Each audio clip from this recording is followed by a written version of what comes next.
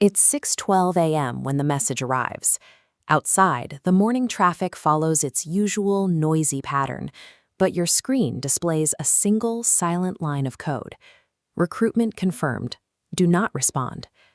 You recall a conversation from months ago, a man who seemed too familiar with your history and your ability to work under pressure. At the time, the offer sounded like a standard career move in private security. A black car with no plates pulls to the curb. The driver waits in silence.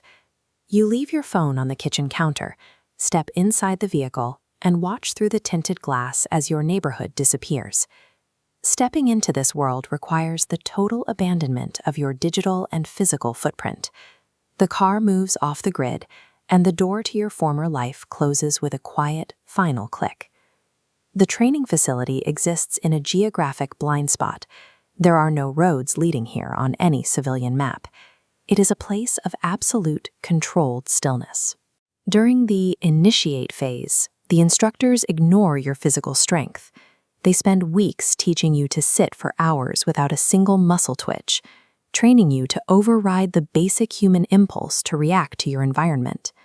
Your eye darts toward the clock for a fraction of a second. The instructor records an observation breach before you even realize you've looked. Every camera in the room is calibrated to catch the instincts you didn't know you had. They are stripping away the habits and routines that make you predictable. By the end of the month, the person who arrived at the gate is gone, replaced by a hollow vessel waiting for a new set of instructions. As an operator, the work is mechanical. You spend 10 minutes outside a hotel room, matching your own breathing to the target's rhythm through the wall. You map the room in your head, enter, and finish the task in 30 seconds. You walk out of the hotel and wait for the weight of the act to hit you. But the news reports a heart attack, and you realize your pulse hasn't even quickened. The lack of emotion is the most efficient tool they've given you. In the specialist phase, the scale shifts. A single node is removed from a regional network. The objective is the ripple effect, causing data to reroute across territories. These disruptions move global markets. Corporate and government systems overlap, allowing a small intervention to dictate policy across the planet. During a mission in a crowded square, a child enters the frame. He isn't in the file. You wait. The window for the hit closes, and you return to the facility empty-handed. The instructors don't ask about the target. They only watch your vitals to see if you've developed a conscience. Success is measured by your adherence to the design. Personal morality is treated as a technical flaw, a variable that must be eliminated to ensure the system functions with perfect cold regularity. Now, as a controller, you sit behind the screens. You move other operatives across the board, monitoring their heart rates and deciding which mistakes are worth correcting and which serve a larger purpose. You approve actions that rewrite national histories and redirect vast sums of wealth.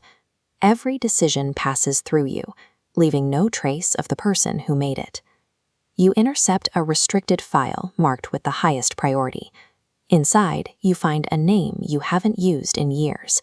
It contains a record of your life that goes back much further than the day the black car arrived. This visualization shows the trajectory of your data. Your childhood move is listed as asset relocation, and your military aptitude test as early-stage calibration. The timeline loops back, showing every choice you made was a pre-programmed data point. The man who recruited you stands in the doorway. He doesn't look surprised. You realize that to run the system, you had to see that you are its most carefully managed product. As a ghost, you stop targeting individuals. You erase entire facilities and the records of everyone who worked in them. You are removing the evidence that certain events ever took place.